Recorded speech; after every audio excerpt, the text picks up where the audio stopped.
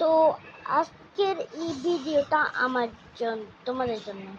এই জিনিসটা দেখছো, জিনিসটা রেডি 1 2 3 কে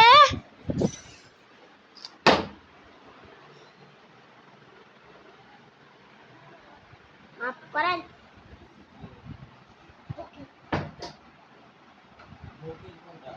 ফকিন